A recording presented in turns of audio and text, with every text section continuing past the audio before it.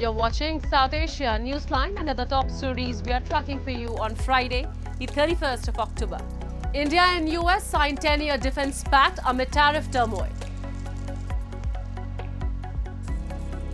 Operation Sindoor showed Pak handlers India's strength, asserts PM Modi. And Afghanistan-Pakistan agree to extend border ceasefire.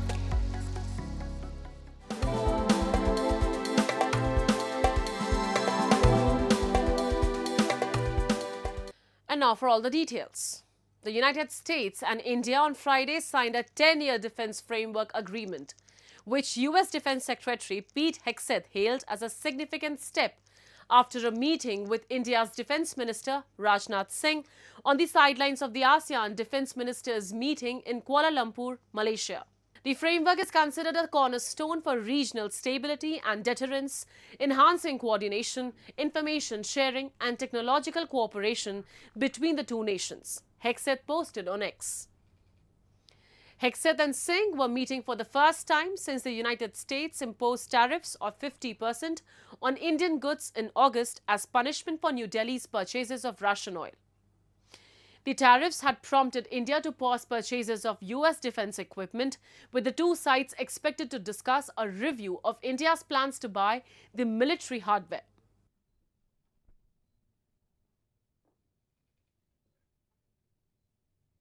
Express the gratitude to the Minister Singh, for his time, for the partnership we have with India. It's one of the most consequential, the U.S.-Indian relationship in the world. And our strategic alignment is built on shared interests, on mutual trust, and a commitment to a secure and prosperous Indo-Pacific, which is precisely the conversation we had. It was the world's oldest democracy and the world's largest. And this new 10-year defense framework, which we signed, is ambitious. It's a significant step for our two militaries, a roadmap for deeper and even more meaningful collaboration ahead. It underscores America's long-term commitment to our shared security and our strong partnership between our countries. We have a major defense partnership that is ongoing and made even more powerful by this agreement. So, sir, thank you. Oh, thank you very much. 3 bar telephonic वार्ता हमारी हो चुकी है और जब आपसे ADM के sidelines पर व्यक्तिगत रूप से मिलकर मुझे बेहद खुशी हुई है और इस अवसर पर डिफेंस फ्रेमवर्क की शाइनिंग मैं समझता हूं कि उसके परिणाम स्वरूप आज एक नए अध्याय का प्रारंभ होगा। इन्हीं शब्दों के साथ मैं पुनः आपको धन्यवाद देता हूं और मेरा पूरा विश्वास है कि आपकी लीडरशिप में भारत और यूएस के रिश्ते और अधिक मजबूत होंगे।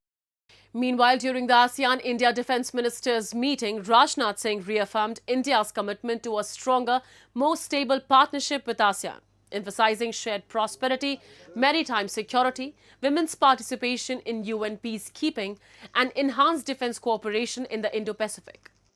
And on the occasion of National Unity Day, India's Prime Minister Narendra Modi said Operation Sindoor proved India's ability to strike inside enemy territory, adding that India's response to threats today is bigger, stronger and more decisive than before and visible to the world.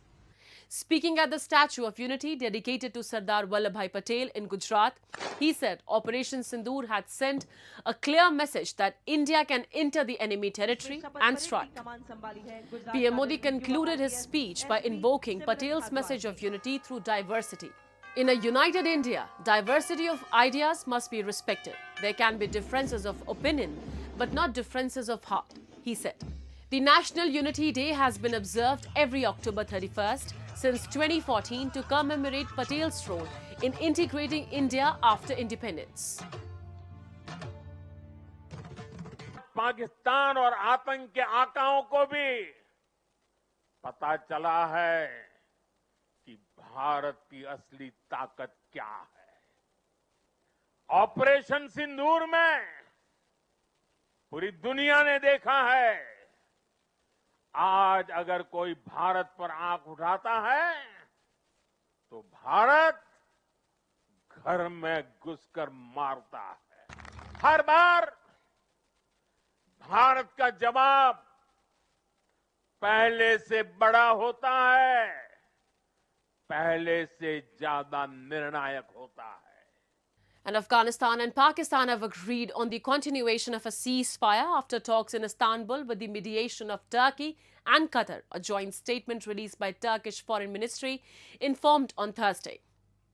All parties have agreed on continuation of ceasefire, the statement read. The statement further added that further modalities of the implementation will be discussed and decided in a principal-level meeting in Istanbul on 6th of November.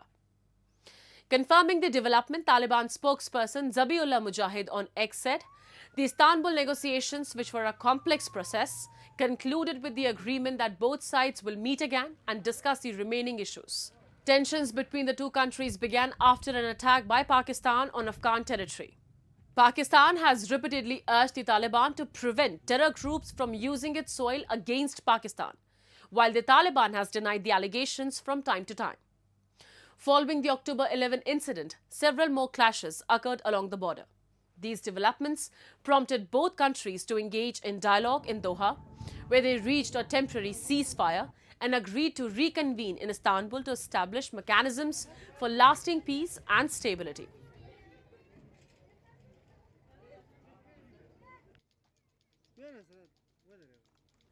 Moving on. Public anger in Pakistan-occupied Jammu and Kashmir is mounting as residents accuse the administration of deep-rooted governance failures. A political analyst said years of neglect and weak institutions have created a vacuum that people are now challenging through street movements. You have a report. Political analyst Raja Zahid Khan has described the situation in Pakistan-occupied Jammu Kashmir as a governance vacuum, saying weak leadership and institutional decay have alienated citizens.